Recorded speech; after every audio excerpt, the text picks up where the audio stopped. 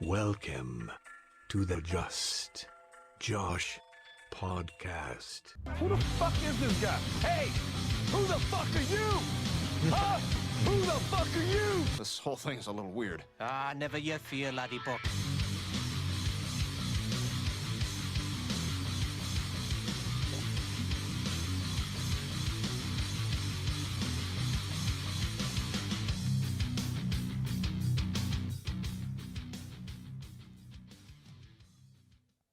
Vinnie, what's going on, brother?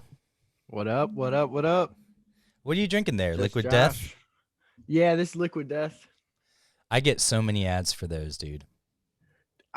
Is it I worth mean- it? Is it good? Because I almost bought like two Dude, 24 I have packs. people ask me all the time. They're like, "Man, are you sponsored by Liquid Death? Are you guys sponsored by Liquid Death?" And I say, but I wish I was. Yeah, right? It's that good, huh? It's weird because it's water. So like Right. when you tell somebody like, "Man, it's really really good. Like try it. It's the best water you'll ever drink." They're like, "Well, what does it taste like?" And you're like they think there's like some sort of different kind of flavor or whatever. And I'm like, "Well, it just tastes like really really clean water." I never noticed the difference between tap and like bottled until more recently. I could definitely taste the iron in my tap water at home. I was like, oh, this tastes horrible. Yeah, dude, ever since I started drinking, I mean, I'll drink bottled water. I keep bottled water on hand because, Liquid Death's kind of expensive. So, I was going to say $15.99 well, for a see, 12 pack. click on the Ultra Death right there. You can get it for, I think it's $10.99 a case. Where's the Ultra Death? Oh. Up at the top on the right there. Yeah. See, Oh, so it's... you got to buy 5 of them, but Oh, so basically Megadeth is like more, so that's like 5 of them, and then yeah, what's Megadeth's Megadeth like is 3 3. or Okay. whatever. Yeah, exactly. And That's then more worth it. 90 cents. Yeah. Anything under $1 for a tall boy is pretty good. And I mean, you can get it at some stores. Whole Foods, I think, carries it.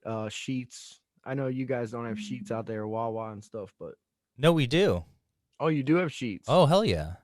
Oh, okay. I mean, it's called Sheets Good. for a reason. You have to go take a sheet later. Right. But the food's great, man.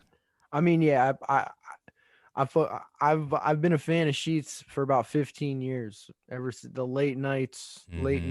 I mean, being on the road too. So Yeah. definitely gotta love some Sheets. Well, dude, I'm so glad you got to come on the podcast, my fellow merch person as well. And I love your background, man. You look pro and correct, man. Thank you so much.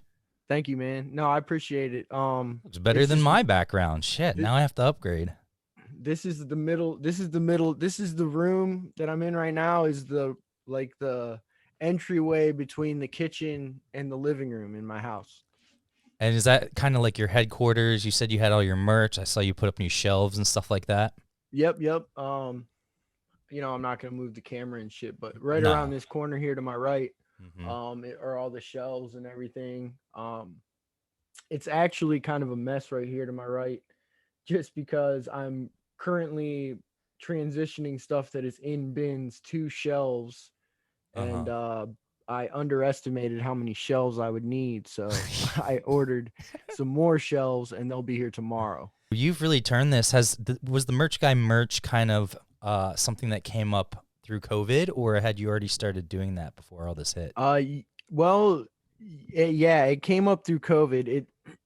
It's kind of a long story of like the idea is kind of a long story of Mhm. the idea of like what I wanted to accomplish, but like merch guy merch, like like everything just came real quick. Like, as you know, man, like I haven't had this much time at home in Yeah. over 5 years. Mhm. Like, there were a couple years there where we had like 100 days at home or less. Yeah. Like, so having this much time, I just I really, the first couple of months, I'm not gonna lie, really enjoyed it. And then the intenseness of quarantine set in, and I was like, I just got to get something done. And as a lot of people know, Justin Roberts, our boy, amazing artist, Um, I've been, we're all just so busy all the time. It's hard to like make something happen. But, Justin has such awesome art and stuff. That's kind of what sparked the idea was like Justin's so busy and is busy doing art. I am a merch guy. You know what I mean? Like I sell merchandise. So why don't we work together? You continue to do what you do and I'll continue to do what I do and we'll just do it on a bigger scale. Yeah. So that was kind of the idea, which, Justin's like a really close friend of mine and like, we hang out and stuff. So it was easy to get things started with him. But the idea is to have like a centralized location where, there's so many artists in the scene and people that people know who they are, but they don't have an outlet. Like how many people I know that would have a Justin Roberts t-shirt if they were able to get one, or a Justin Roberts print, or a Justin Roberts pin. Right. So, I'm working with Joint Operation as well. They got a page on there. Coming up in just a couple of weeks, actually. They're in production right now. I got some Ed Bell stuff coming, more Cool. Justin Roberts stuff coming. Love Ed Bell. Nice. Yeah, man. So, I just, when I see artists that I like, and Ed's doing his thing, Ed, you can get Ed merchandise. He has his own merchandise and stuff, but I want to put together, like, not necessarily a team, like an exclusive team, but just like a team of artists in the scene where, where we can all build off of each other, where it's like, fans of Ed Bell, out your guys' way, the East Coasters can get a taste, if they don't know Justin Roberts, they can get a taste of what he has, and then vice versa. Joint Operation fans that might not have ever been to a Trop show where Justin's painted live, they come to the site and then they get, look at that flag, man, that melty guy. Just dope. That's dope as fuck, dude. Yeah, I mean, he's amazing. He's amazing, man. Yeah, man, I love what you're doing, and I want to highlight that because, you're filling a need, and I can really see this growing. What band doesn't really need merch help, and good merch help, too, and I've seen you, firsthand do your job, and you're so good at it, and you're so personable, you're responsible, so I think this is a great thing. Anything I can do to help as far as get the word out, I will certainly do. Dude, if it's something you wanted to talk about off air, but anything I can do yeah, to man, help, like what I tell everybody, like I've had some artists hit me up and stuff. Anybody that has good artwork or good and wants to have good ideas and is willing to like bounce ideas around and come up with something that is going to not only fit for them, but fit for the website and the idea of like what we're trying to do, I am more than happy, man. Yeah. Like, that's why I kind of, I wanted to upgrade the merch area, just get more space so that, if I'm more than happy to talk to anybody, man, is what I'm trying to say. Yeah, that's cool, man.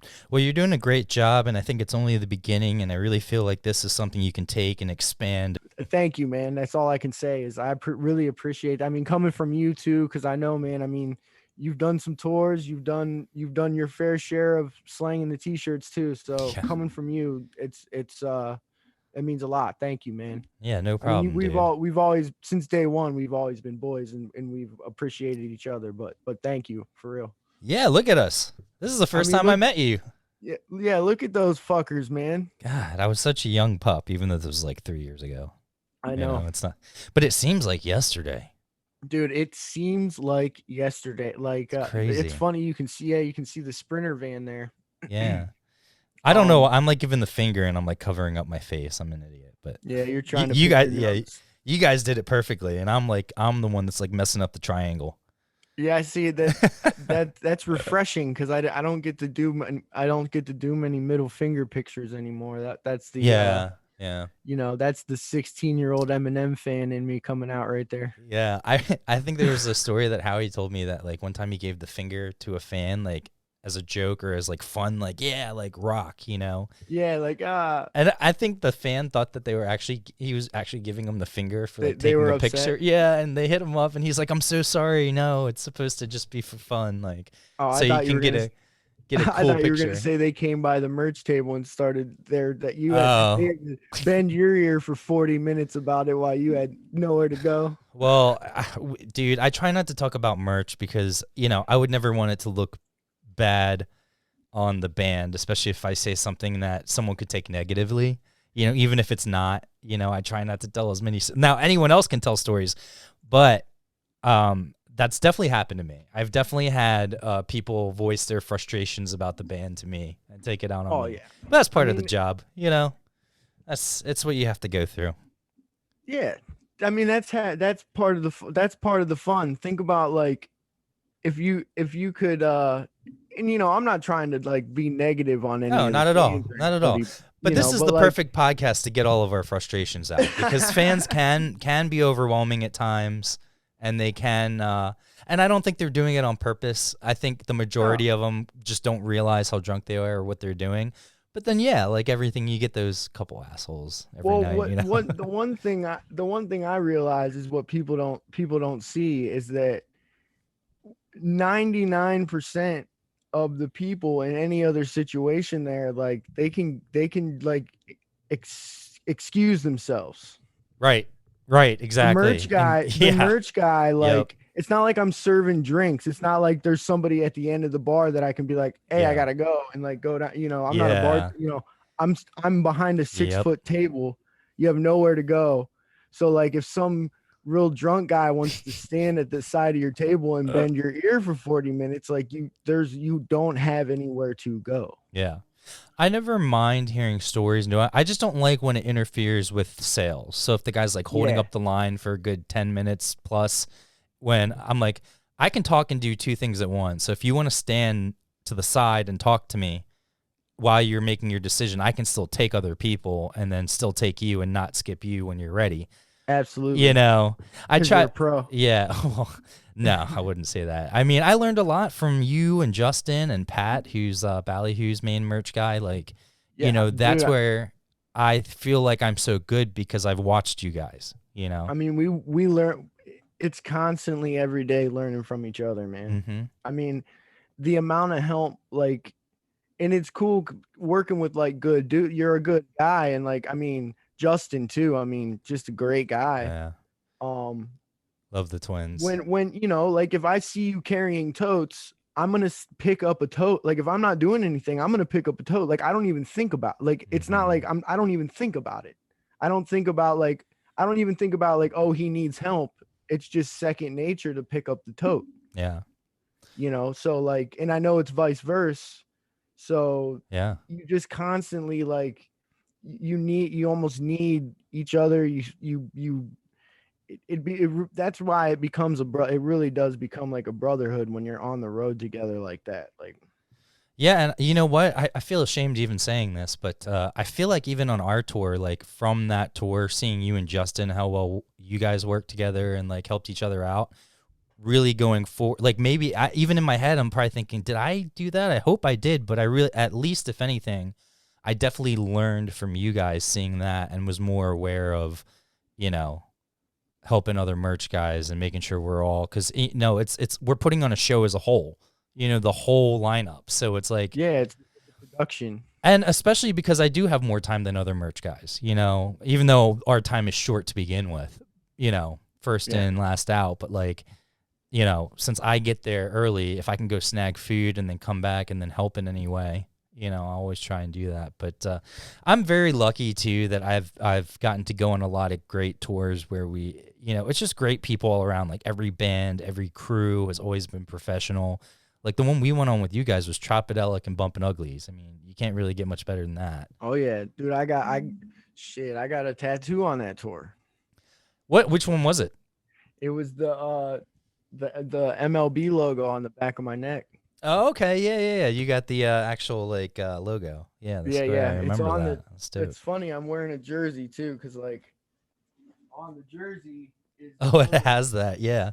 So I got the tattoo of like, you know, if I'm wearing a jersey, it's right over it. Oh, so it lines up pretty much. Like it's in that same spot.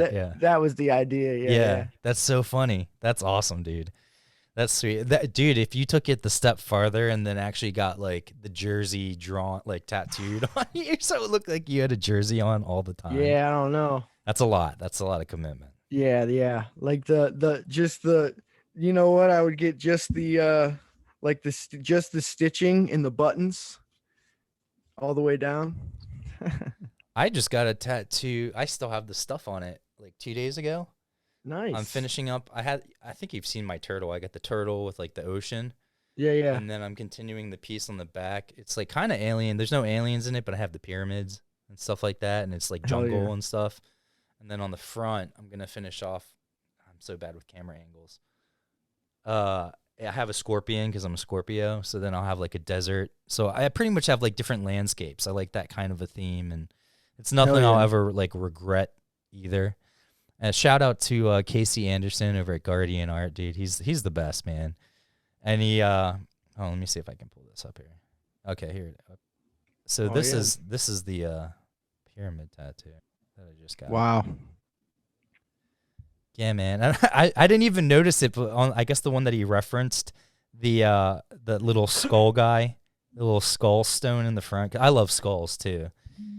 So the older I get, it's like it's harder to justify how much money I spend on tattoos. You know? Because if you want to go to a good artist, you got to pay. You got to make sure you're paying what you want. Like I'm in the middle of my friend. She's brand new, but like I'm having her help me with the hand. I have a little kind of stick figure person on my hand, and it's supposed to be my right hand man. You know, because it's on my right hand. So I thought that was hilarious. Like it makes me giggle. So I was like, I'm gonna get it. It's a stupid tattoo, but I didn't realize how hard that specific area was because of how rough it is and how much it's always like on the table, you know? And so it's going to take me like so many tries to actually get it to stick, I'm sure. Yeah. But I have faith in her that she can do it. Or yeah, I mean, it might just end up being something you guys got to get touched up for the rest of your life every couple years. That's what I've heard about, especially hand tattoos, like the knuckles and stuff. Yeah, like until you're fine with it fading when we get old. I used to just like a lot of black and gray, and my first couple tattoos were black and gray, and Same. then I got the trop blimp with just the blue fins and the color tropodelic across it, and that was 10 years ago. Dude, yeah, speaking of tropodelic, you've been with those boys forever, huh? Yeah, about 10 years, yeah. And how did you meet them? Just growing up together or in the music scene? I met Rhodes. I met Rhodes just by going to shows and stuff because I went to a Badfish show in like 2009. I think, yeah, it was like 2009 at the House of Blues.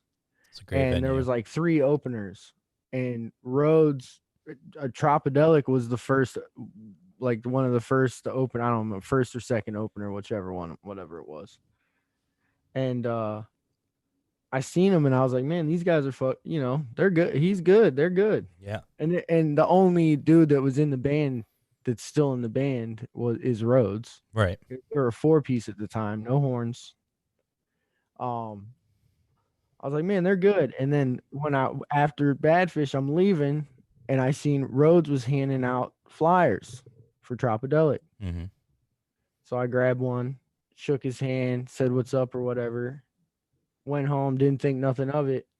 And then Trop was playing a show with the Flowbots at the Grog Shop. Or what was it? It wasn't because I went to a couple of shows or whatever, I think, before that.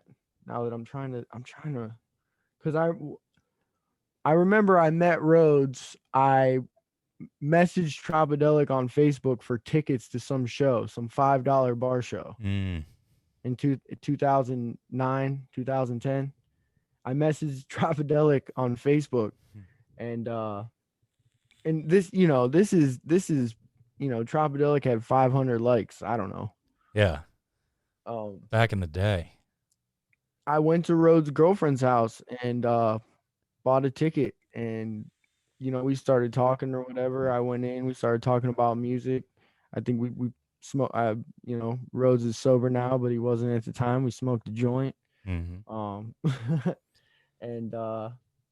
yeah, and then I just started going to shows, and then we were at a show at the Beachland. Trop was doing a show, and you know, there's like 40 people there or something. Yeah. And they had one CD, the Eerie Vibes and Irie Tides EP, 5 songs, I think it was 5 or 6 songs, and one T-shirt design sitting on the table, and they didn't have no merch guy. You know what I mean? There was 50 people in the entire building, and that's including the staff and the band. Wow. You know, the Beachland Tavern, tiny little 100-person. Oh yeah. Yep. And you know, on the side, you know, there's the big room and the little room. Right. And I seen while Trop was playing or whatever, I seen somebody walk over to the table. They looked at the shirt, they picked up the CD, they flipped it over, and then they did the one of these. Yeah. So I walked over and I was like, "Hey, what's up, man?" He was like, "Yo, who's selling these?" I was like, "Well, I know those guys. Fucking give me your $5. You can have the CD." And then at the end of the show, I gave them like their $25, you know, 2 CDs and a shirt or whatever it was. And Jay, the drummer, he was like, "Hey man, we got another show coming up. Would you want to come and sell T-shirts for us?" Sure. And then 10 years later, you know, 5 years after that, then it got to the point where they needed a tour manager. I had been around so long that I just kind of fit the need at the time, and you know, the rest is Trop history, you know. Hell yeah. And now you're fucking famous. Merch guy merch. People seem to like me, man. They were asking me to put myself, they wanted me to put myself on a shirt for so long. Oh yeah. That, you know, it didn't, you know, and again, like, it's all about branding, and like it has to make sense. So like it just, you know, it's not that Trop was like completely opposed to it. It just and I understood it just didn't make sense to make a shirt with me. Yeah, no, of course. You know, so, you know, I did my own thing, and Trop loves it. I love it. And, you know, I've heard a lot of people say that they think I'm like leaving Trop and I'm done with Trop, and that's absolutely not the case. No, you're just doing your thing too. Yeah, I mean, I got so much ability to give, you know. There could be more, you know. So for all the people out there, he's still with Trop. He's still helping. You can see right here all the Trop merch he's doing. Oh yeah, you see. I mean, that's the merch guy merch post right there. I mean, if you look close, Trop hats, Trop shirts, all that stuff. You know, you're just doing what you got to do to make a living now. You know, especially during these times. I think it was a great idea, and I honestly think it's going to grow even more. Yeah, man. I mean, I love it. I love, like, you know, the joint operation guys, and they're fucking awesome dudes. And like, you know, that it's really hard for, you know, somebody like joint operation to be so self-contained and then still keep up with writing their songs, having a day job, and fulfilling online orders and stuff. And then, you know, and then at the end of the day, you're just, you know, and I've seen it happen. I've done it with Trop, like while I was on the road and stuff, the capacity, like, it's just so hard to do it in a manner where you keep the people happy, and rightfully so. I mean, if somebody spends $80 on a hoodie and a CD on your t-shirt or on your website, they shouldn't have to wait 4 weeks for it, or you know, 2 months, or whatever the case may be.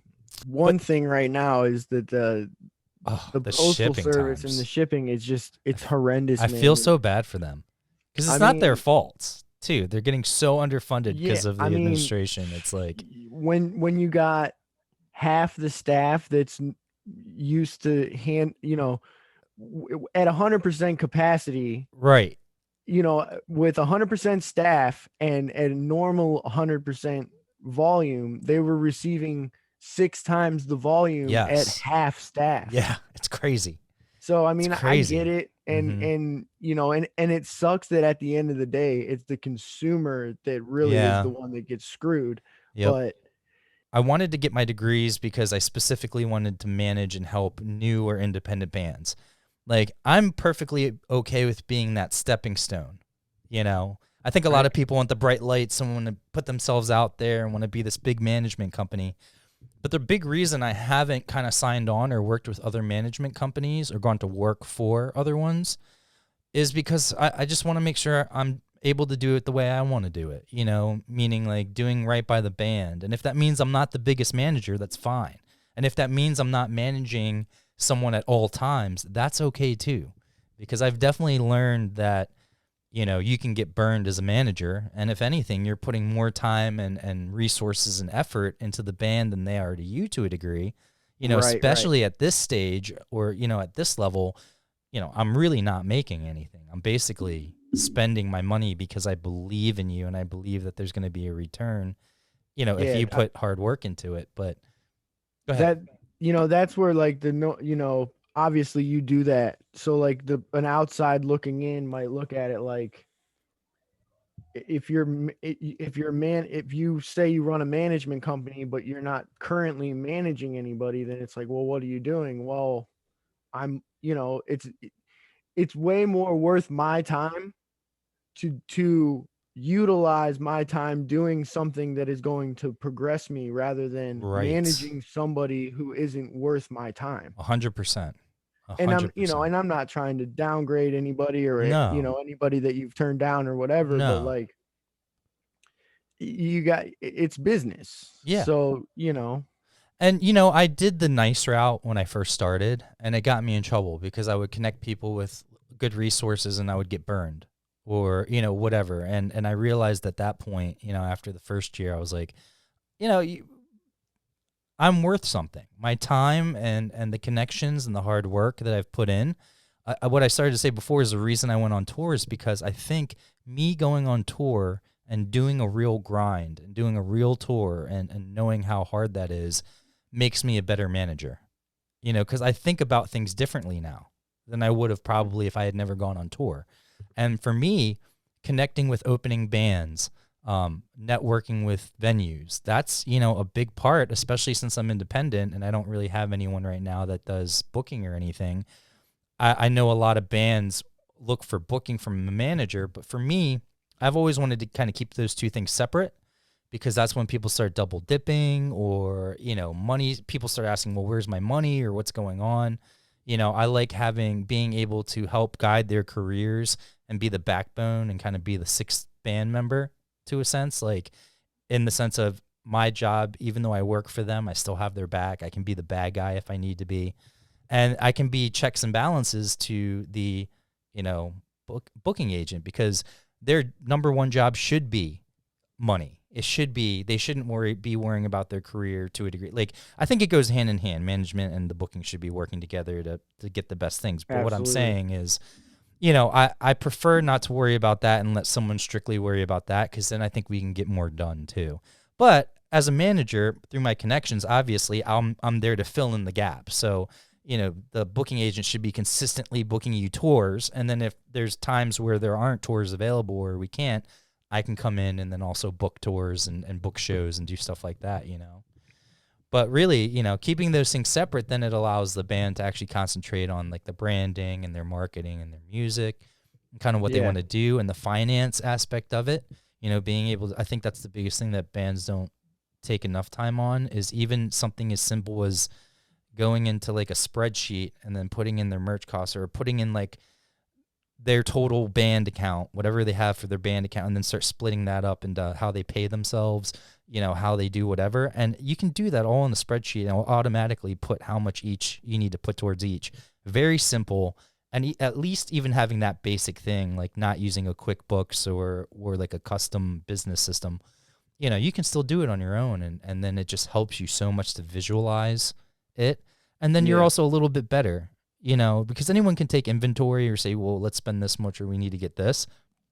But when you're actually seeing what you're getting back from like the merch, you can say, well, this, you know, this shirt didn't sell as well, or like we're not selling as much. Maybe we can cut back a little bit, make sure we get like, instead of having 7 designs with like 2 or 3 of them not selling as well, let's just pick the best 2 or 3, make sure we have those in stock at all time, let them run their courses, and then start working to, you know, even little things like that, especially when you're on that level, makes such a huge difference. Yeah, and I mean, that just goes back to what we were saying, like being at that merch table for 10 years, you know, listening like 5 hours a night, listening to feedback. Yep. You know, rather it be positive or negative, like there isn't any book that's going to teach you like No. that. Yeah. It's all You know, experience. 6 years of customer feedback, in person, face to face, you know, customer feedback. So, I mean, yeah, man, I think you're absolutely right. Doing those tours and going on the road can't do anything but help.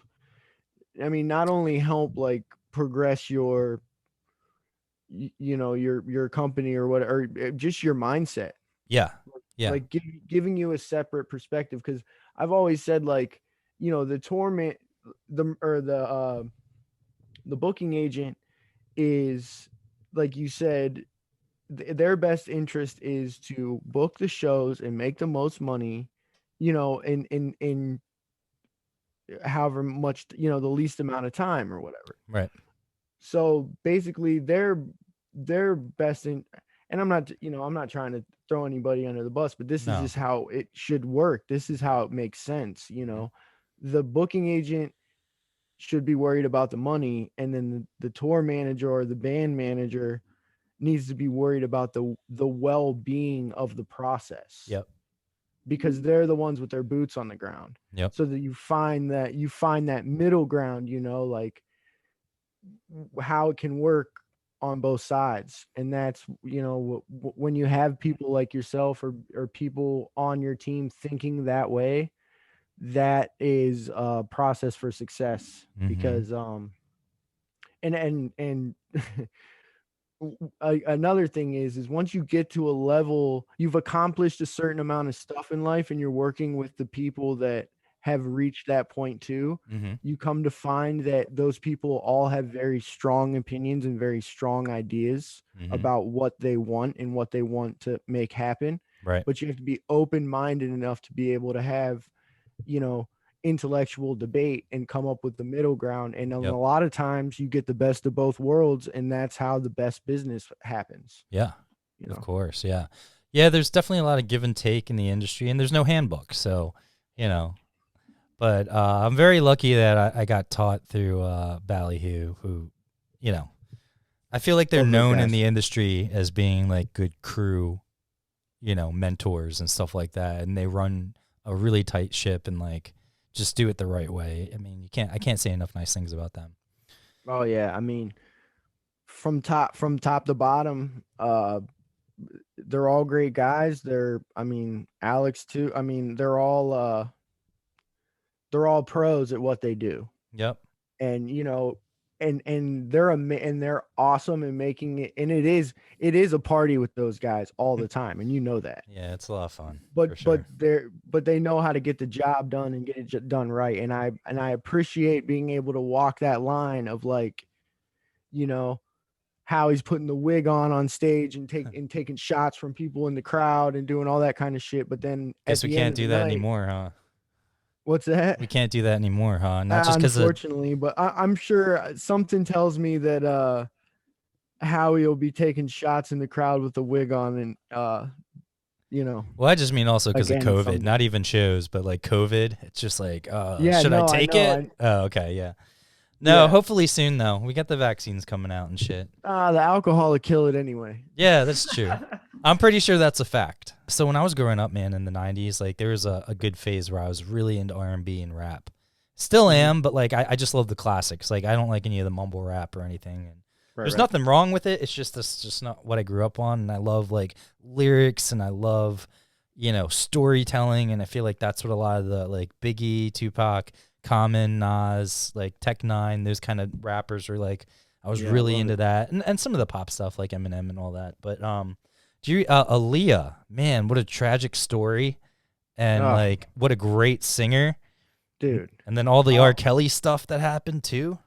I mean, anytime I ever catch an Aliyah song, and I mean, like, it's crazy because growing up same way, like, love the hip hop and all that, growing up in the 90s, I loved fucking Jet Li.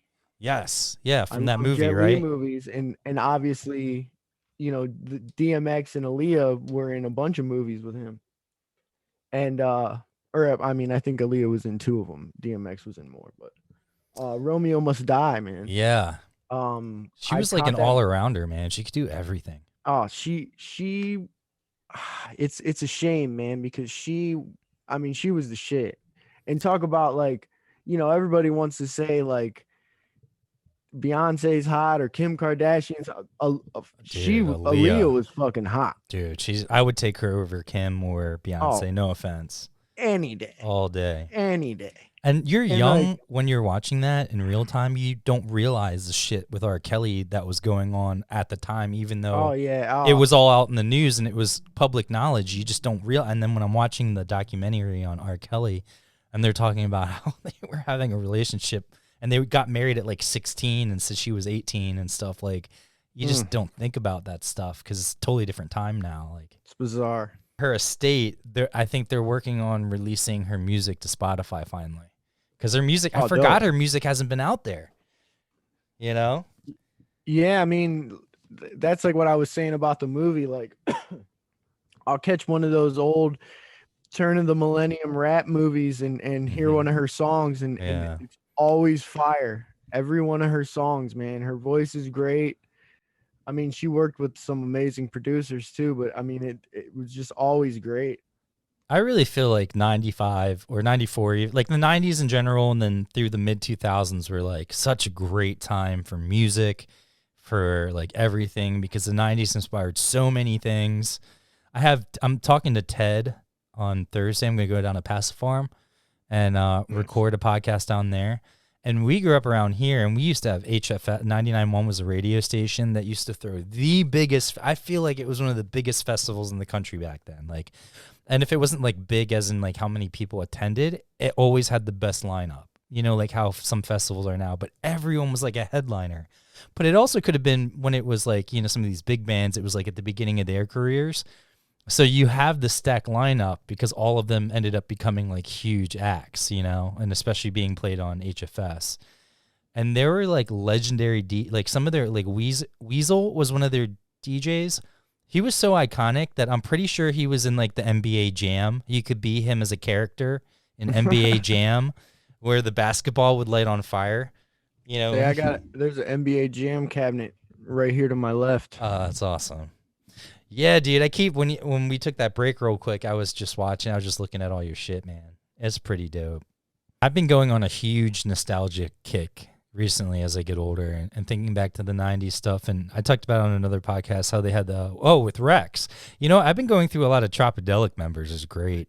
I noticed you had Bobby, then you had Rex, and you had me. Yeah, and I had Matt earlier in the last season. Yep. And then I'm just trying to go through the whole band at this point, and then I need to get the sex on, obviously. That'd be dope, dude. To be honest with you, a really interesting mind is POGS. He would be a really good. He listens to a lot of podcasts too, so he would be a good guest for sure. Dude, so I love POGS. He's one of my favorite people ever. But I don't want to bother him because he's so like not social media guy. He's so like he just keeps to himself. And he's busy. He's a busy guy anyway. But like that's the only reason I haven't reached out to him but he's always so nice to me, dude. Every time I see him, he's just one of my favorite people. And I feel bad because I haven't reached out to him, but it's half because like I just get it. Like I've been on the road, so when you're not on the road, like sometimes, but this is, we've been off road for like a year. So nostalgia kick. So I saw that they did the NFL, I had Rex on. And the NFL, they streamed it on Nickelodeon, and anytime someone scored a touchdown, they had like slime like squirting out of these like 3D like things onto the players and shit. It was Old awesome, school, man. yeah.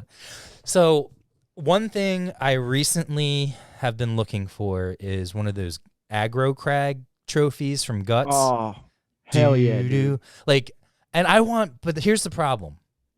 They did well. I would think the problem is like you didn't actually get that fucking thing. You do. They gave each winner like an actual light up aggro crag trophy. But it wasn't the one.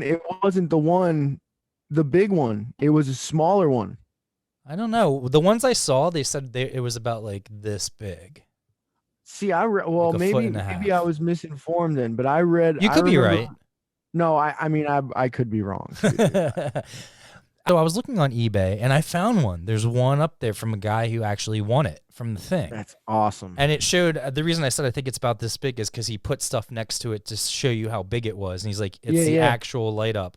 I've also seen shit ones that are just foam cutouts and then they spray painted it like green and stuff and put the logo on. I'm like, and they want like $200 for it. I'm like, I could just make that. That's what the bronze guy got. Yeah.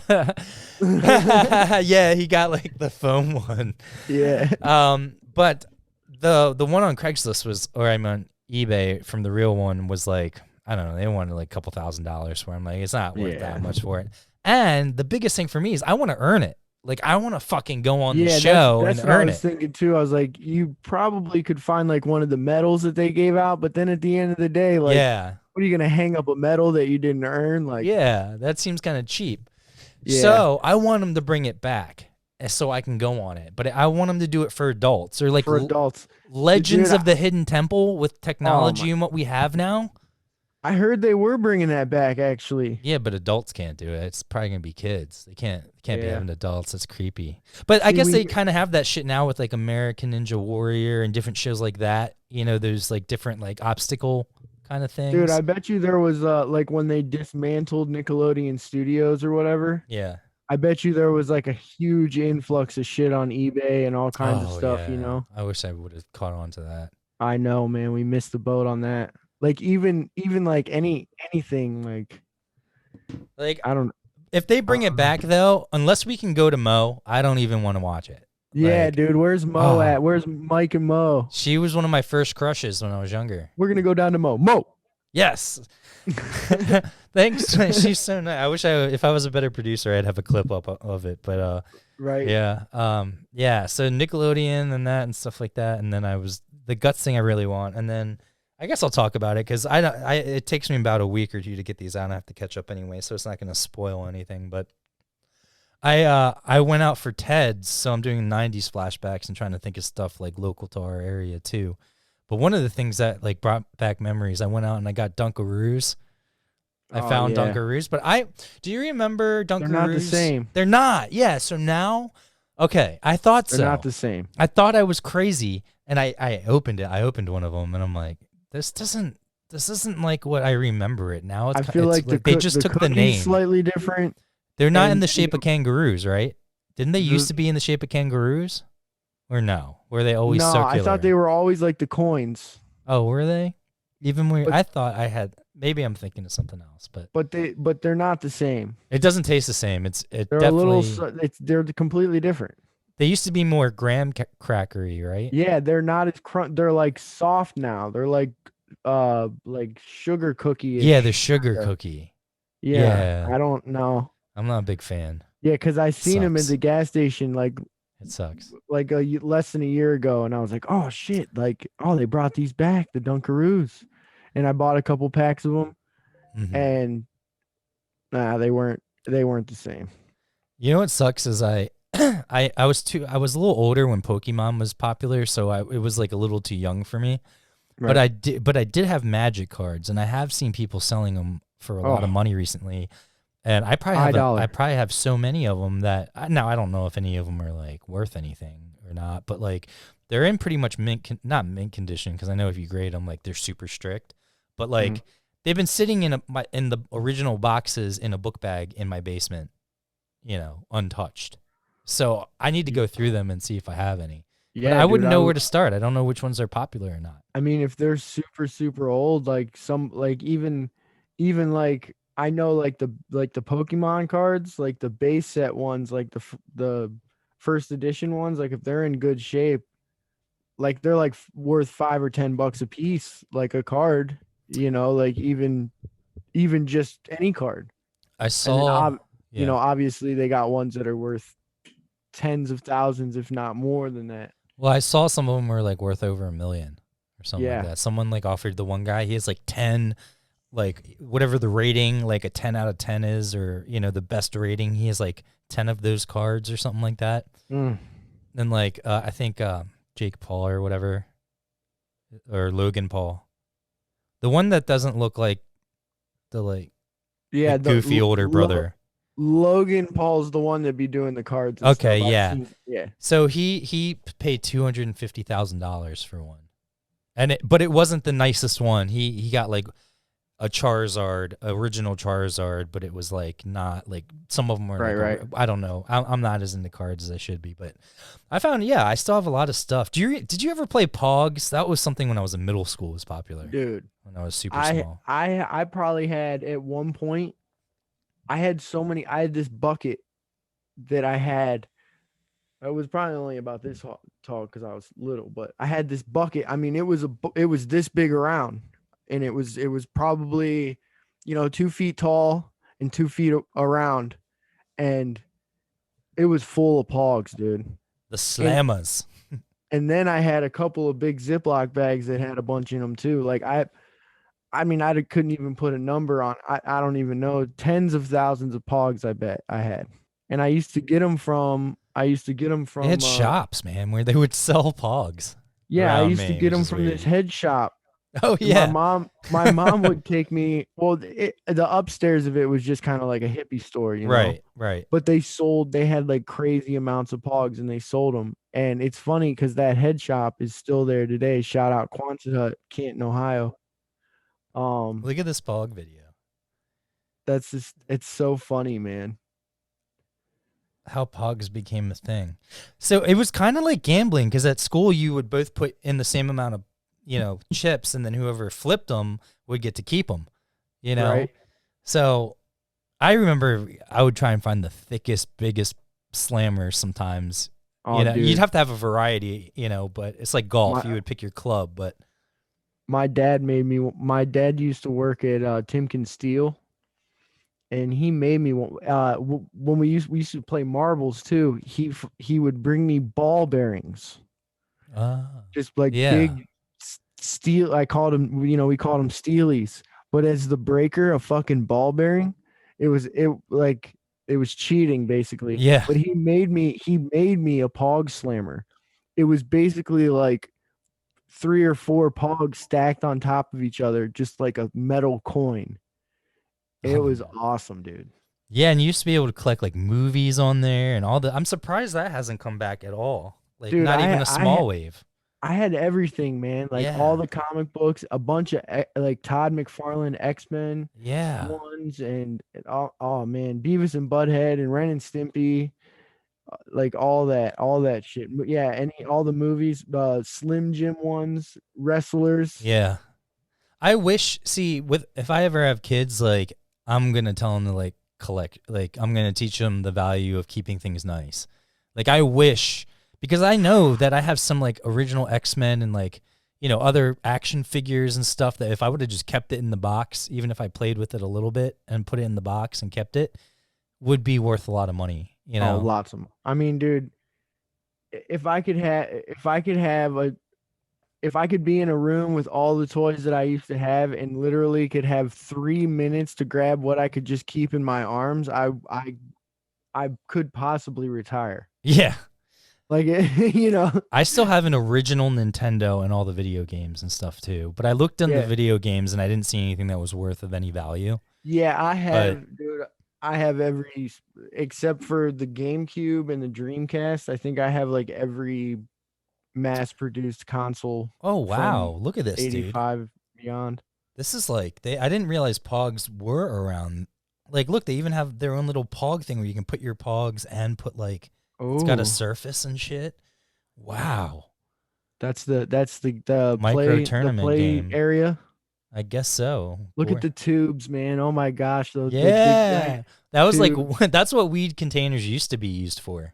Right? Pogs. before we started using them for weed. For weed Remember they used to have like the foot long ones, so you could put like dude. so many of them in there, Dude, or they I would even had have one- like I long had- ones. They were all the little ones were colorful, but the long one I had was clear. Yes, yeah. Same, I think. And then I Dude, had that's- smaller ones that were red. Man, I That's wish I hilarious. had them. I wish I had. Yeah, those I too. had. I mean, I had ones just like those on the table there. I don't Yep. think I ever had any of the real short ones though, like that pink one. No, that's like that. What is he? That must be his slammer case, like. Or yeah, that's well. Or Those something. are his. Those are his lucky. Those are the ones he puts on the end that he doesn't want to lose. Those are the ones he plays last. Yeah, I would always put the shitty pogs But this in. guy has a bird on him, dude. What the fuck? There's a Whoa. bird crawling around Oh on my- that guy. well- It just crawled up his arm. I would I would assume the people that are playing Pogs in 2014 are a little eccentric.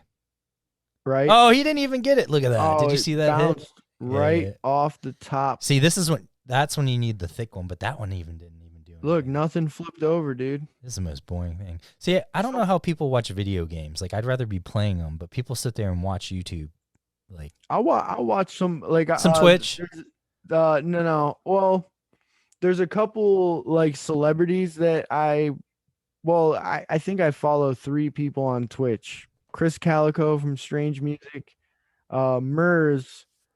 I don't if you don't know who Mers is, you should check him out. He's dope. But Mers's Twitch account is dope, man. I mean, he doesn't even really play video games on it. He just raps a lot. yeah. Yeah. I saw this one guy. I had to unfriend him because it was just like, he bought, no joke, I think he bought like 500 PS5s. I don't know how he Oh. got them. I don't know how he got them or where he got them. And that, I'm like, if you're getting that quantity, I'm like, there's got to be something sketchy about him. Right. And mean, he you sold them know, all, or he's selling them all or whatever. I'm like, nah, I can't be friends with you, dude. There's something That sketchy. going on sucks, with you. dude. And let's say That's they are actually- real, or That's let's say funny, they are. It's like I almost we can't said have that them. earlier. I was like, I started really biting my tongue on social media because I just stopped like Yeah, you you know have to. it's just kinda. not worth it anymore. Yeah, exactly. But the one thing, like just the one thing that I will post some shit on is when somebody's trying to scalp something and sell it on the marketplace and it pops Especially up on my band feed. stuff. I'm like, dude, like, fuck you, dude. Yeah, it's like You're not like like you're not going to take the concept it takes money to make money and run with it by Yeah. I'm going to buy up a bunch of PlayStations so a bunch of grandmas with upset grandkids will bite the bullet and spend twice as much as what this is worth. Like yeah. that's cheating. And like, I don't even think he was selling it for more per se. He was doing pre-orders, but still, his whole premise still. And I know he's selling a lot for above it, but like the ones that were pre-ordered, I guess he was like, well, you could sell them for $1,400 and do all this other Right. stuff, and it only costs $600. So he's still making 100 or 200 off of it anyway. Right. But yeah, I hate that. You want to get into some alien shit? Man, I'll get into whatever. Okay. Well, I always see this because I'm always looking up like like current stuff. I'm not a tin foil hat guy, but I do like the government stuff, and I love the stuff where they actually declassify stuff where there's at least credible witnesses, Yeah. And I'm also not, I think we're all at the point that we're not naive to not think we're the only one out there. But my biggest thing that I've been ranting on the podcast recently is the thing that like there is a galactic federation out there, that has all the different planets and aliens and species. And, it's kind of like a UN of the galaxy. Right. But they're all just like, humans are so dumb that they're not even worthy of being in our galactic They're not federation included. yet. They haven't included Yeah. us. Yeah, and it sucks because when you just see things going on in the world, you're like, and this isn't a politics show. I usually edit out any politics or anything like that unless it's relevant. But like, I don't blame them. I don't blame the aliens. So if there really is, I'm not saying that there is one, but if there was one, it's not far-fetched to think that we're just really nothing to them. If you think about why, like if they're that advanced, they're not worried about like entertainment or like beauty or stupid stuff like that. Like they're not spending all this money on beauty products, and they're main focus is like technology and science and research. Yeah. So I think would- that's half the reason that they haven't told us too, like globally, that there are aliens or we are in contact with aliens, because all the stupid shit that we concentrate, social media, beauty, all that stuff, it would be irrelevant because everyone would be like, holy shit. Like, and then just hopefully, I would hope so, we would shift to more of a scientific and mathematical and like trying to like get to Mars sooner and do different things like that so we can get to that point of being able to join them if that was true. But I also feel like if we found that out, nothing would change. We would still just be humans. Yeah, I mean, that's I mean, it all boils down to like the greater consciousness of like everybody, especially right now. Like everybody is Mhm. already so confused and like Oh, they don't know what to believe. Like, Yeah. growing up as a kid, it's like when the news is on, the news is the news. Right. But now it's like as an adult, you're like, oh well, oh, do you know what I heard on the news? They said so and so did this, and you're like, okay, well, was it on CNN or was it on Fox? Yeah. You know what I mean? Like, what, Fox News said that. Oh, well, then, wow. Yeah. So like, I don't, or whatever you want to believe, but The only national news I watch is Shepard Smith, because I feel yeah, like I mean, I don't watch any Yeah. of that. I mean, it's funny. I did download.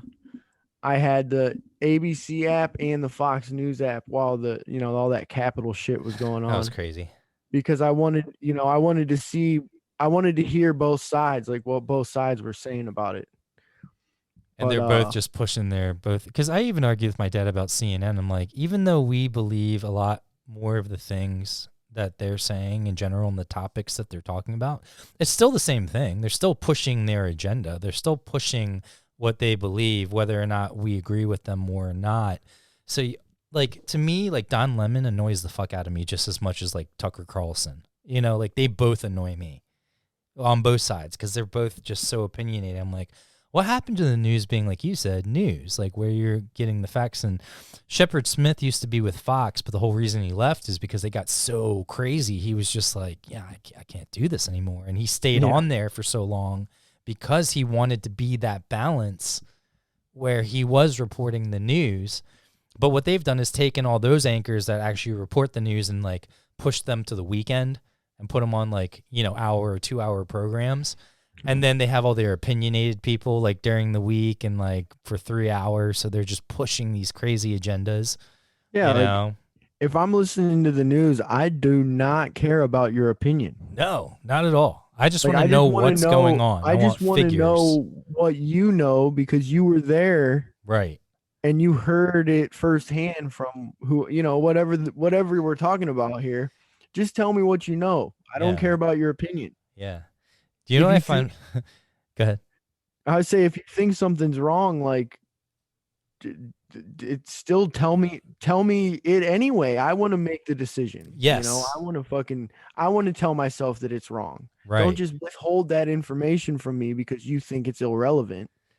And I always love newspeak too. Like, do you notice like anytime they go to someone, they'll always say like when they sign off with them, they're like, thank you so much for all that critical information. We're going to keep in touch with you throughout the rest of the day. Or they'll be like, they'll like compliment. They're like, oh, so groundbreaking. Thank you for your time and all that you do. Yeah. They always say that to them. But they have someone on every 3 minutes. They go from one person to the next, but every time it's like the same thing, just said differently. And I'm like, now I don't even believe anything you're saying. But no. Yeah, you didn't even give me any news. You just gave me your opinion. Like, fuck, dude. I've been sitting here giving you my opinion for like an hour and a half, and I don't care. It's been fun. I wonder what. I bet you aliens don't even really have news. They probably just have like announcements. They probably don't even worry about that shit. Well, I mean, it just depends on how advanced they are, I guess. I mean, That's what true. is the point? Is it the singularity? So like, do they even need new? Like, is it? I don't know. It's weird to think about, but back on that topic, something I was thinking of is like how far more far along is their history? Like, Oh do they yeah. understand? Like, are they not showing themselves to us because they think we're stupid and they don't like us, or because they know we're not ready? So I don't think it's like they think we're stupid. It's probably not. I probably didn't phrase that right before. Yeah. What I You think it know, is are kind of like- like the ant theory, where it's like, even though ants are known to be smart, you can see they colonize. You can see they work together, probably better than humans. You know, you remember when you're little and you had the ant farms, like you can Gotcha. see all the work they're doing, and that's Yeah, how they relate they're it. looking at us like a lower form of life. It's just like, one, we don't know if they can understand our language. So it would just be like ants. Like, even though we can't hear ants speaking, they know that they can communicate. So if we then take that, I just think we're so small-minded that we think we're the smartest thing out there. Like, aliens might be able to communicate without even like saying anything. You know, Yeah. we don't know that. They might have that technology. My thing would be like, if they have the technology, or if there's a world galactic federation, they already have spaceships and stuff. They are way beyond our capabilities. So again, it's not even like that they don't want us there. It's just like it would kind of be pointless. Like we're not ready for it. Even if we were to join it, we don't have the technology on Earth to communicate with them, And we don't need because they're light years away. contribute. Yeah, Yeah. we have nothing to really contribute to that to make it stronger or better. And that's why I think they stay away. And then if they do come, it's always to observe, or, you know, just like humans do. We're always doing science and research. So it's not that far-fetched to think that aliens are doing the same thing, and they come across humans and stuff. I mean, to be honest, I feel like there's infinite, there's like infinite rocks in the Yeah. rocks the size of Earth in the universe. So I also think, since we're kind of talking politics, not really, but like since we were just kind of going through the whole things, there was I don't have the thing up here, but they said that I'm trying to find a cool Space Force hat, and I really want to join the Space Force that they started. But remember how when Trump first got in office, or maybe like a year or two in, he was like touting Space Force, we're starting the Space Force, and it was like this big thing, right? Big announcement, all that stuff. And I know they've had different things in the past, like Project Blue Book, and like different things that look into it, and different, like, you know, whatever, but not like a real Space Force. So isn't it weird? There was a report that India or something like that in the US have been in contact with another alien species that is that's where I get this idea from, that they're in contact with other aliens, and there is kind of a galactic force, but we're not worthy yet. But the thing goes on to say that President Trump almost, in one of his speeches, when he was talking about the Space Force, almost leaked classified information. And they had to like be like, whoa, whoa, whoa, you know, you can't be saying that stuff. And then notice how he never talked about Space Force again. Like, it was a big deal for like when he said it, and then I haven't heard anything about it over the last 2 years, you know? yeah, I mean, And he's dumb enough to do that too, to just start spurting stuff out and be like, oh, I know all about aliens. Do you know? Yeah, he's definitely dumb enough to start spurting off of just about anything. Yeah. The thing that I think is interesting, and I think I didn't actually go double check this, but it was a credible source I saw this on, and you can go look it up. So if anyone's out there and they want to look it up, in the last stimulus bill, and this is what makes it crazy and why it stood out to me. In the last stimulus bill that they just signed, there was an amendment in there that's saying that the DOD has to release all available information about aliens and contact with aliens that they have by a certain point. And that was part of the deal of passing it, which is kind of weird. And again, I haven't looked this up personally, but anyone else can, and correct me in the comments or whatever, or find whatever. Yeah. But if that's true, if that's actually in there, now I'm sure a lot of it's going to be redacted and we're really not going to get much information from it. But still, the fact that it's in there says something. Yeah, I mean, the fact that they even have to lobby to get it released, Like, it for wouldn't, so long, you it know? wouldn't even be in there if it wasn't some semblance of reason Well, to be in there. You know? I mean, they're really the line is pretty black and white where it's like either we have proof that aliens exist or we don't. Like it doesn't have like Yeah. you don't have to tell me anything else other than you know for a fact that there are aliens. Like that like you don't have to tell me about where you met them, how you met them, what you talked about. But I mean, obviously we'd like to know that stuff, but like if it's all redacted down to just a thread of here is proof that aliens exist. We have contacted them in some sort of way, whether it be just seeing them or whatever. That would be, I mean, that would be fucking insane. Like, I wonder what kind of music do you think they listen to? Like, do you think they even have music? Are they so far advanced that like music isn't like entertainment is like not a thing for them? I feel like music. I mean, I guess like once you would reach like a certain point of enlightenment or knowledge, maybe it wouldn't matter. But music is so like universal and like Yeah. like it helps you meditate and it helps you reach like a certain mindset, a certain state. So I feel like no matter what the being was, like there has to be some sort of like just like some sort of like reflective, meditative helper of some sort. I don't know. No. Good question. Yeah, and I just don't like. I always just think of like what kind of crazy instruments they have because they, I assume it's like different sound waves and like different things. You don't know how their hearing is or if it's like a mental thing. Like they have music, but you can hear it in your head, but not out loud. You know, like I don't know. It's just weird. Or I'm really excited to see what instruments that they have that we don't have because we don't have that. Do they even feel like? Do they feel the same way that we do? Could they feel bass or like? Like how does it elicit emotional response from them? Like, is it a feeling or is it like, I mean, man, like all the emotions and everything that we feel and everything all boils down to like different chemical balances in our bodies. Yeah. So it's very well possible that like there's like beings out there that don't even like there isn't such thing as sadness like they or happiness, like they don't have dopamine or fucking serotonin or anything, like they just, if we're going off the assumption that like we were helped along the line with alien DNA, because that's now that we're getting more advanced with DNA and stuff, there's a lot of evidence that shows that like our DNA was definitely altered at some point. Yeah, it's there's different, like a I mean that's like fact. Link. Yeah, that's like fact now. It's not even like conspiracy.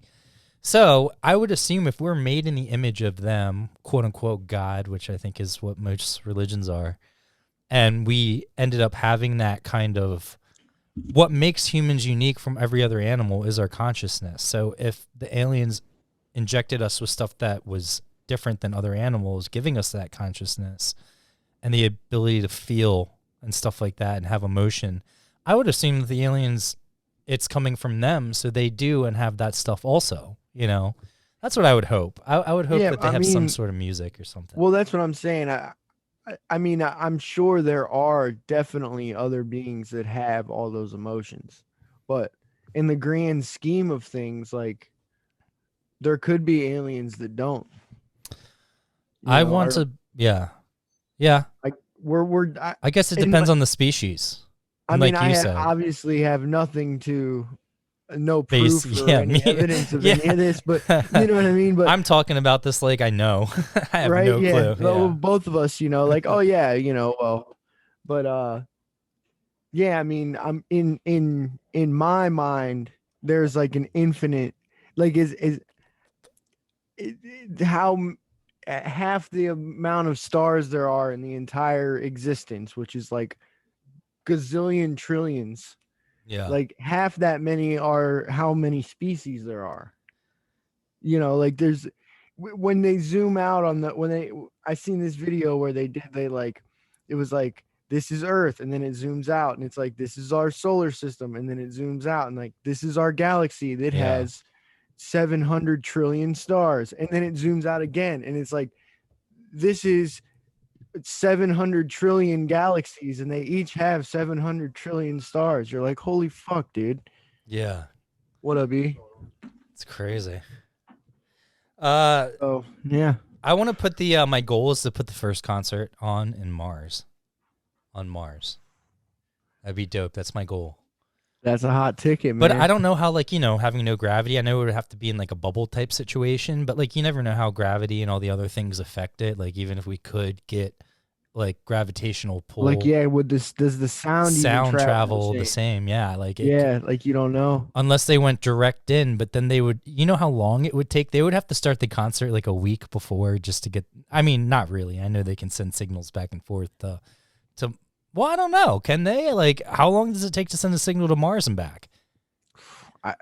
It's a delay on Earth, just getting from like us to California sometimes. Yeah, there's got to be some kind of crazy delay. Plus, like, I mean, it would have to be like 2 days in advance, and then people are getting the feed like 2 days later. But yeah, I want to put the first concert on Mars. That'd be dope. I mean, shit, dude. That talk about a hard ticket. Dude, have you seen this? Do you know about Rebecca Jones? Nah. So Rebecca Jones is someone that worked for, I guess, I don't remember what to say. She's a data scientist, right? So she was the one that was like putting in data about COVID and whatnot. And so she was just arrested because she was a whistleblower, in essence, saying that the governor was trying to fudge the numbers and say that it wasn't as bad as it was. And she refused to do it. So she was fired. And then she, I guess, leaked information. I don't even know what it's really a witch hunt, to get her. But she just turned herself in. And it's just crazy that stuff like this in politics are getting in the way of like we were talking about before, like the facts. Just put out the facts, Right. But to try and actively, like, we all know Florida's governor is kind of crazy. But, whistleblower turned herself into authorities shortly after the warrant was issued for arrest amid investigation on authorities' state emergency alert system. So I think there's more to it where she put out a message on the state emergency system for anyone to come forward that knew about it also. So they're arresting her for that, It's just crazy. It's just like you try to do the right thing. Like, why is it so hard to do the right thing? That's why our society has so much anxiety. That's why I get anxiety from trying to do things the right way, but living in a society now that feels like everything is all about taking shortcuts and screwing people over and, and it's just not how I was raised. I wasn't raised that way. And I pride myself. And again, we talked before about the reason I wanted to start management is because I want to bring those aspects of being the complete opposite of what I see and bring that to the music industry and make it about being good business. Like, good business doesn't mean you're making the most money and screwing people over and making the most dollar. Like, to me, good business is all parties involved in whatever situation benefit from you collaborating. You know what I mean? When you're doing work that everybody around you is happy with and they're happy doing it and doing it with you, the growth will come. Yeah, of course. So that's the thing, man. Everybody wants to get rich quick. They think they're going to get rich tomorrow. Like when I started talking about the stock market and stuff and people that don't, like I understand if you don't understand the stock market. Right. Like it's confusing. Like people don't understand how it works and like, you can explain it to them the normal person fairly easily pretty quickly and they'll understand, but like people want to know like, oh, well, what's the next big thing? Or like, I heard somebody put it this way one time. They said, buy the rumors, sell the news. Meaning like, you got to be ahead of it. So like, my whole point being is that people want to get rich quick. So like, you're not going to it's not just going to happen like tomorrow. So in my eyes, it's smarter to do business like the way you're saying, like, treat everybody right. And you might not fucking be a millionaire tomorrow, but if you treat everybody right, at the end of your run, you're going to end up working with so many people that the wealth will come.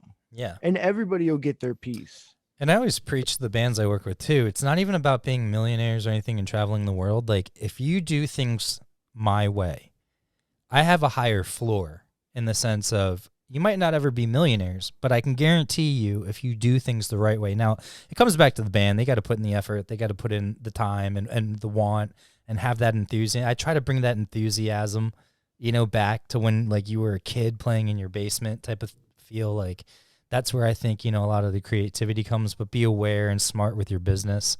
But this Rebecca Jones thing, our point is that it's just crazy that we live in a society where the laws are set up where a governor can go against someone from him breaking the law.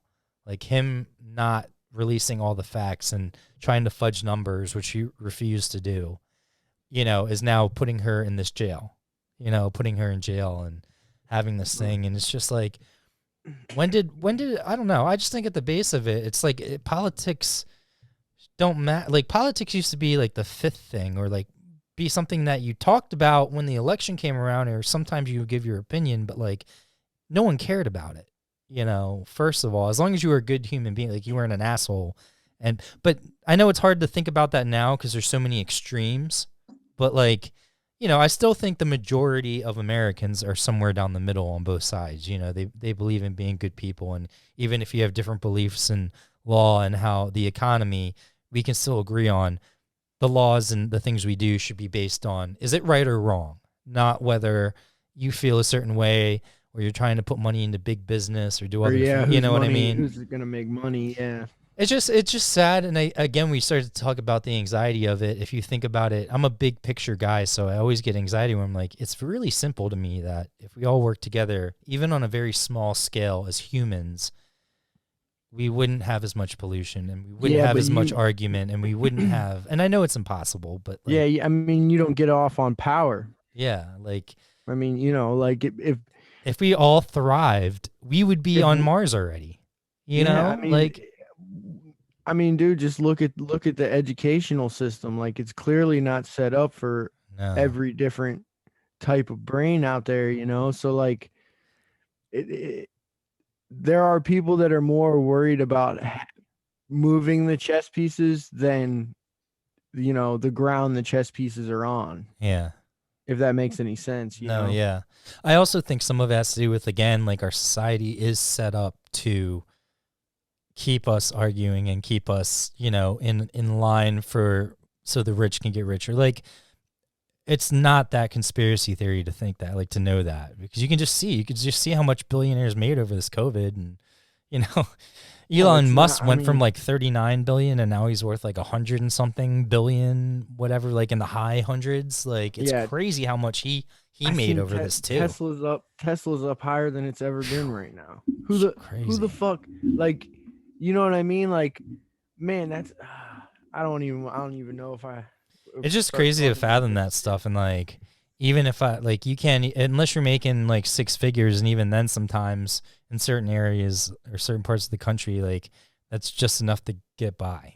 Enough to get by, dude. But even lower than that, like, the disparity in how much the dollar has changed. If you're making cost, 100,000 a year, you're probably comfortable. Yeah, you are. Where I live. For the average us. But yeah, no, I totally get it.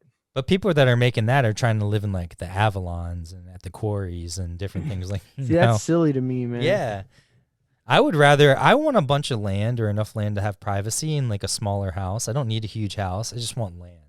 That's what I'm saying, man. Like if I see about these people that win the lottery, $200 million, and they're fucking poor, and they're poor in 5 years. Yeah, that's another thing. I see a lot of people that have the money and then they blow it, or they just make such bad decisions, and I'm just like, $200 million. You could give every one of your living relatives $1 million, and still have $175 million. It's crazy how wasteful we are. Like, I mean, fucking A, dude. Think about that. Like if you could live comfortably, you live comfortably off of 80 grand a year. Oh yeah. I mean, you could give yourself $2 million a year for the rest of your life and live like a freaking king. Yeah, or at least, be like like me as a single guy, I just need an apartment. Like I don't want an apartment because I have dogs. I have the 2 dogs, but like Right. I just need a small house, nothing fancy, and like Yeah, I that's can't what even I'm gonna afford do. that right now with like a 9 to 5 and 2 degrees, Like that Right. pisses me off. Yeah. Do you remember New Radicals? They had that one hit. Isn't that? Oh no. No. I don't know. I was gonna say, isn't You that? only get what you give. Don't. I was thinking of Anderson Paak's band, the Free Nationals. Oh. Well, I just saw the I didn't realize that it was a song. I was going to say, can you guess if you did remember that band? I'm like, I bet you it's that one song they had. Do you remember this one?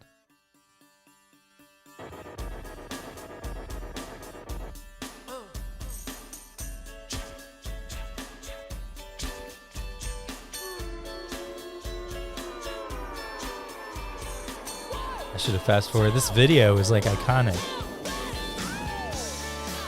I remember him going around the mall.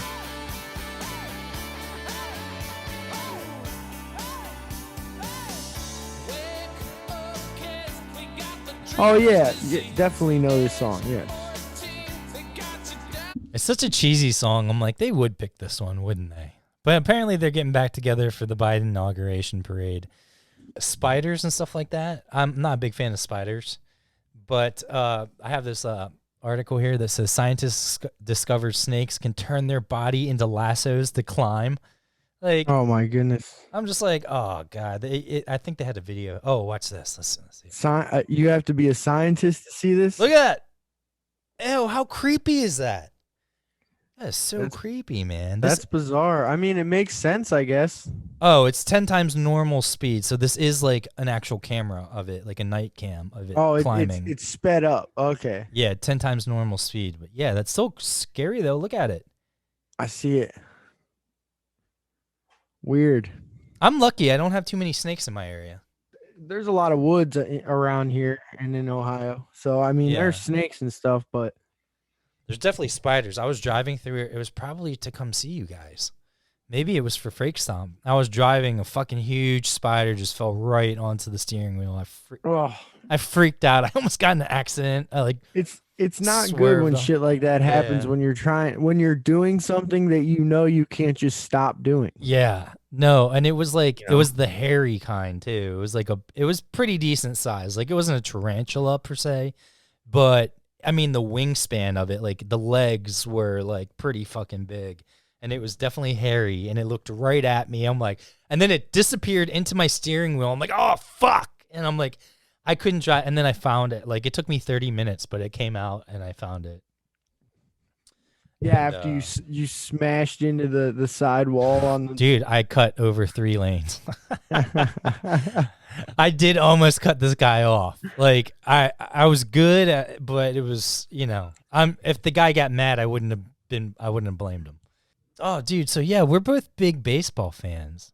But I feel like Yeah, man. like are the Orioles used to be the Yankees of like the 70s or like the 60s, I think the late 60s, 70s or something like that, and maybe the late 70s, 80s, I can't remember. Maybe the 70s, 80s because Yeah, the Orioles have had yeah. some rough years of late. Dude, it's been really, really bad. And then we had like a small kind of window of like 2012 to 2015 when the Orioles and the Ravens were both kind of good. I was like, oh, they're turning it around. And then after 2015, we're back to Yeah, and being, then you like, traded bad. away. Once you traded away Manny Machado, it was all over with. Yeah, and we held on to him too long too. We should have traded him way before that just to get prospects, but to get your build started earlier. Yeah. But what I am seeing is that I think we just got like 15 international players. I also think You could have 5 of the top 10 best 19-year-old baseball players in the league, but that doesn't mean they're even gonna. if you don't develop them right, Or and yeah, stuff too. in the game, but they're not gonna play until they're 23. Right. So it just takes time. And We also I have mean, a horrible owner. That was the big thing. Is Angelos yeah, well, is such a dick. our problem, dude. Our owner, I don't know what, like, it's like he gets like a bug to want to make something happen, and he'll spend the money like this. Like, Mhm. it sucks because we made it to a World Series and lost, and had a couple good playoff runs there, and we were really, the Indians were like definitely top 3 team in baseball for, at least 3 or 4 years there. Yeah. We're in a rebuild, man. We traded away everybody that's good. I don't know if you follow it like that and know the names, but we recently lost Brad Hand to the Mets and Carlos Carrasco to the Mets and fucking Was Francisco. there a trade? Or just free agency? We all 3 through trade. It was 2 separate trades. Oh, okay. Lindor and Carrasco in one trade, and Brad Hand in. What did you guys another. get? Like a bunch of prospects? Just prospects, yeah. I would assume some of them are good though. They have to be for that many good players. You probably got like hopefully like 2 or 3 future starters out of that. It's just really rough, man, to be that. We were that good. Oh, we had yeah. We had 2. Yeah. We had 3 of the last. We had 3 Cy Young pitchers from the last 3 years. Yep. Both the Cy Youngs from this year we had. Trevor Bauer in National League. Mm-hmm. We had him a couple years ago when we were in the World Series. So it just sucks that we never got the chip, man. Yeah, no, I always like to think of our town as we're truly a baseball town at heart, but since the Ravens have been so good compared to the Orioles, we're just as passionate. I mean, the Ravens are only 20 years old, or not even 25 years old. Not even that. And we had 2 Super Bowls in that time. And honestly, if we would have actually had a decent quarterback or like a better offense when we had Ray Lewis than them, because there were a lot of times where because we overpaid Flacco or whoever the quarterback was, and because we had so many like older vets or such a good defense that we had to pay them, like we weren't able to be more balanced. And there were plenty of times where we played the Patriots and the Steelers where we were 1 kick or 1 catch or whatever, a pass away from going to the Super Bowl. And that doesn't mean we would have won the Super Bowl, but I thought both those Super Bowls or the 3 times that we lost by like a play when we really beat ourselves in it, like we matched up against the eventual Super Bowl, the other team. So, but we would have at least been there. So who knows? We could have been we could have been the Patriots of the 2000s if a ball went 1 or 2 other ways, potentially, And I know that's a little bit of like a fan goggles, but at the same time, I'm just saying, if things bounce the right way, who knows? I've grown up a Cleveland sports fan, so you don't got to tell me about the one play, either way. Yeah. But no, I love baseball, man, and I can't wait to get back to it. Man, I'm telling you, even more, Ray Lewis's last game against the Colts when we went on that run to win the Super Bowl, I was at that game, and it was electric. But I'm telling you, the first time, that first playoff game, when the Orioles made the playoff in like forever, and oh my God, that gave me goosebumps. Like it was insane. So that's when I knew, I'm like, yeah, we're still a baseball town at heart. It's just like, yeah. Man, we've had such I went to the home run history. derby I was to say last year, but they didn't have it last year. The year before. In 19. Yeah. And, I always forget. I keep saying last year too. I think we all just know that like 2020 doesn't count. So like last year really is 2019. Right. Especially when referencing like doing anything outside. Yeah. But you went to the All-Star game? I went to the home run derby. Oh, home run derby, yeah. And I went to the celebrity All-Star game, which was pretty fun. Yeah, that's dope. And it was cool, man. It was like, I mean, when you're at something like that as a baseball fan, you're like, yes, baseball is alive. Yes. It's awesome. And I love going to baseball games just as much as a social aspect. Like I'm still watching the game, but unlike a football game where I'm in my seat most of the time, minus to get beer or something like that if I am drinking, I'm glued in the seat and watching the game. But like baseball, I'll be walking around the whole game sometimes, depending. Oh yeah, dude. Find a good bar spot. Plenty of baseball games where I never saw my seat or was, in my seat for an inning or two. You're just walking around and eating food. And I mean, but whenever all this bullshit's over, man, you should come to Cleveland sometime. We'll go to a game because yes, I would love to. Progressive Field's one of the most beautiful parks in I mean, you look at any list. We're on there for sure. I would love to, because I definitely want to go to see more stadiums and parks and stuff like that in Dude, other I have a states. framed thing over here with all the baseball stadiums on it, and it's got like they're grayed out, and you can scratch it off. It's like a Oh, big that's dope. So every yeah. time So you go, you can keep track. That's cool. when you scratch them off, then they're in color on there, and it says the info and shit. Oh, that's cool. Yeah, I've told myself 2020 also made me realize I want to do more international traveling. I've traveled Yeah. all over the country, but I really want to go to Italy. I want to go I want to set my bar higher. And you can Right. do these different tours and stuff for what I would spend to go to like California for a week, you know? So I might as well I just know. go to fucking Italy for like 5 days, you know, and then or even like some of those Asian countries, like the food is so cheap, you can get like a full meal for like $2. Yeah, like Party it up. the flight might be 1,200, but Yeah, but everything else is like your week stay in a hotel and all your meals is gonna cost you 120. yeah, You know? exactly.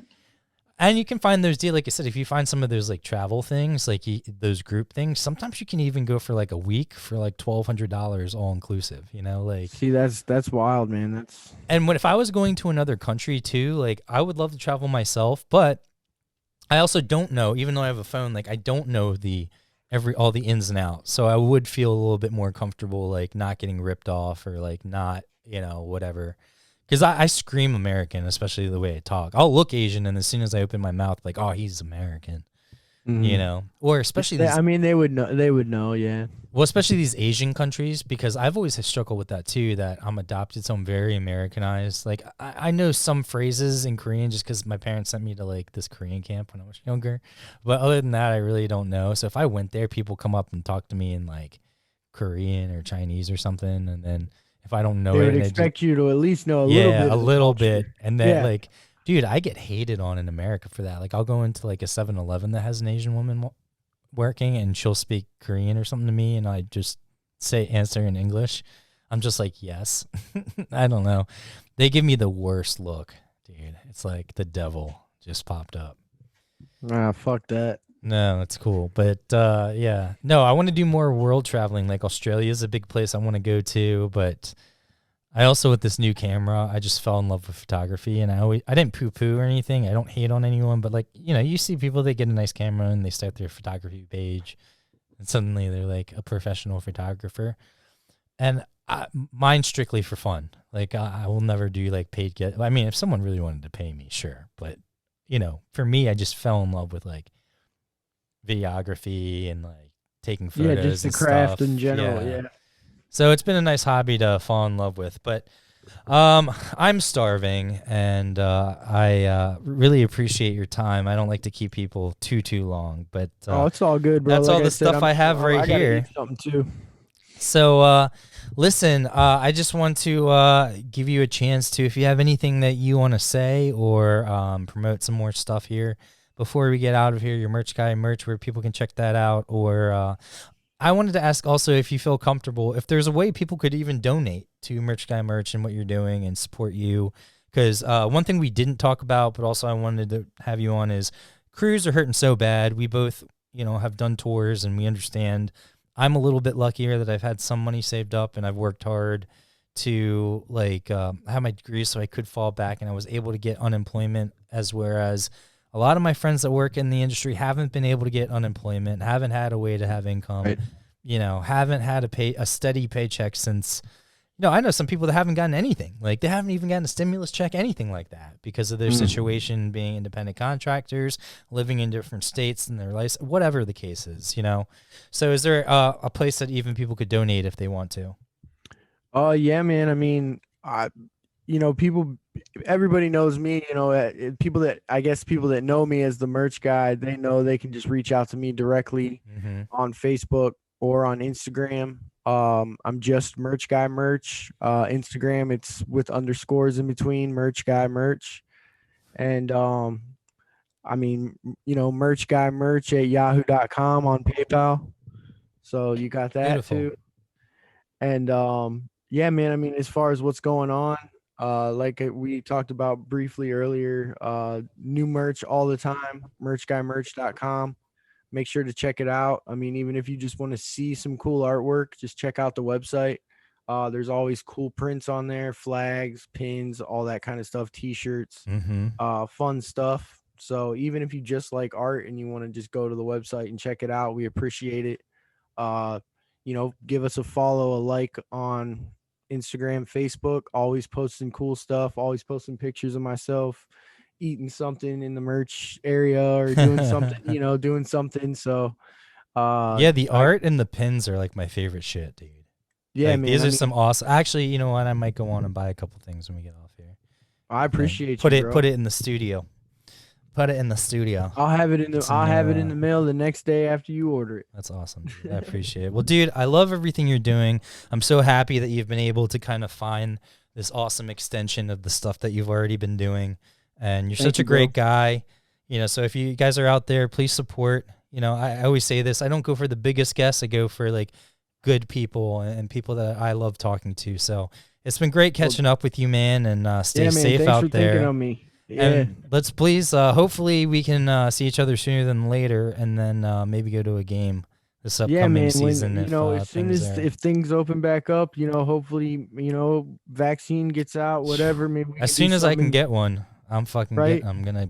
Maybe we can do something in the summertime, or fly out. We'd love to have you, bro. Yeah, I'd love to bring my camera and just take some photos too. Yeah, dude, there's some amazing the Euclid Creek Park and stuff, some really cool cliffs and creeks and all kinds of cool stuff right up the road from here. 2-minute walk. Hell yeah. Well, I love you, man. We'll talk soon. Love you too, buddy. And, thank you so keep much. Doing your thing. Keep doing your thing.